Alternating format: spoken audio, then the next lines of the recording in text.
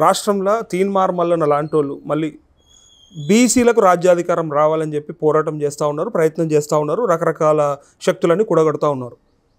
మరి ఇట్లాంటి సందర్భంలో మరి బీసీలంతా ఏకమైతే ఏం జరగబోతూ ఉన్నది? నాకు ఒకటే స్టేట్లో ఉన్నటువంటి బర్నింగ్ ఇష్యూ, బర్నింగ్ టాపిక్ ఇది. ఇదే చివరి ముఖ్యమంత్రి అగ్రవర్ణాల నుంచి అని చెప్పి వాళ్ళు పిలిపిస్తూ ఉంటే మరి బీసీల నుంచి ఇట్లాంటి స్పందన వస్తే రేపు పొద్దుగల ఏం జరగబోతా ఉంది? రాజకీయాలు రేపు ఏం జరుగుతుంది అనేది మనం ఊహించలేము. ఆయన స్టాండ్ కరెక్టా? తీన్మార్ మల్లన్న స్టాండ్? ఇది ఒక్కరిని అడిగిన ప్రశ్నకు సమాధానం చెప్పు. ఆంధ్రలో కాపు ఓసా బీసా? అయితే ఇక్కడ బీసీ కాబట్టి అక్కడ అదే సమాధానం యాజ్ ఎ జర్నలిస్ట్గా కరెక్ట్ చెప్పండి నరేష్. ఆంధ్రలో అదేగా మీరు అక్కడ ఓసీ కాబట్టి ఇక్కడ కూడా అంటే ఇన్ని రోజు అంటే ఏమంటే అంత డెప్త్గా ఓన్ సబ్జెక్ట్ అంటే ఇప్పుడు ఆంధ్రప్రదేశ్ ఉన్నప్పుడు కూడా ఒక నిమిషం వినండి. ఆంధ్రప్రదేశ్ ఉన్నప్పుడు కూడా ఒకవైపు ఓసీ ఒకవైపు బీసీ ఉన్న కమ్యూనిటీ కాబట్టి వాళ్ళు తప్ప అనేది అంటే రాజకీయాలలో స్వంత ప్రయోజనాలు స్వార్థ ప్రయోజనాలు ఉంటాయి కొంత. కానీ మా భారతీయ జనతా పార్టీకి ఇంత డెప్త్ గా ఆయన బీజేపీ నుంచి వచ్చింది కాబట్టి బీజేపీ వచ్చాడు, కాంగ్రెస్ వచ్చాడు, ఓట్లు అవసరం లేదు ధైర్యంగా చెప్పిండంటే భవిష్యత్తులో ప్రమాదం ఏమన్నా ఉన్నది అగ్రవర్ణాలకి? రాజకీయంగా ఒకటి చెప్తున్నాను, ప్రత్యేకంగా నవీన్ గారు అంటే బాగా ఇష్టం. నవీన్ అలియాస్ తీన్మార్ మల్లన్న వ్యక్తిగతంగా నాకు ఇష్టం. అంటే సమస్యల మీద పోరాడే గొంతు, నేను ఫస్ట్ రెస్పెక్ట్ ఇచ్చేది ఆ గొంతుకు. ఓకే, రాజకీయంగా నేను దాన్ని అక్సెప్ట్ చేయను అని ఇష్టం. అది అని ఏమన్నా ఎస్సీ అనుకోవచ్చు, రేపు ఎస్సీలు అనుకుంటారు, ఎవరు వచ్చినా మాకు ఆమోదయోగ్యమే.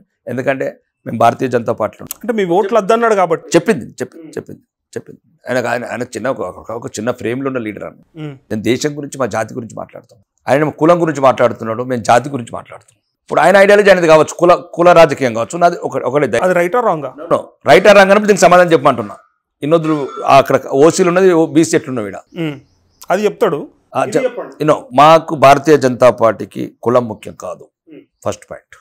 ఈరోజు భారత అత్యున్నతమైన బీసీ ఎవరు ఒక గిరిజన మహిళని రాష్ట్రపతిగా, ఇంతకుముందు రామ్నాథ్ కోవింద్ గారిని ఎస్సీ సామాజిక వర్గానికి, అబ్దుల్ కలాం గారిని మైనార్టీ. అంటే భారతీయ జనతా పార్టీ ఎంత జాగ్రత్తగా డీల్ చేస్తుందో చూడండి దేశాన్ని. మతాలకు అతీతంగా కులాలకు అతీతంగా ఈ జాతిని యూనిట్ చేయాలి. ఎందుకంటే మా మతము ఎప్పుడన్నా ఇబ్బంది పడ్డదంటే కులాల వల్ల. అంటే మాకున్న హిస్టరీ ఏదైతే చెప్తున్నది, వాడు బాబర్ గాడు వచ్చినప్పుడు, గోబర్ గాడు వచ్చినప్పుడు, గోరిగాడు వచ్చినప్పుడు అంతా జరిగిందల్లా మా దాంట్లో బ్రిటిష్ వాళ్ళు కాదు. ఎప్పుడైతే మా దేశంలో ఉన్న ఈ కుల వ్యవస్థ మధ్యనే చిచ్చు పెట్టారు. అంటే మేము చదివిన చరిత్ర అది. మరి ఆయన తీన్మార్ మల్లన్న అలియాస్ నవీన్ గారు ఏం చదివారో మాకు భారతదేశ చరిత్ర మాత్రం 9 కోట్ల మంది హిందువులను చచ్చిపోయినాం.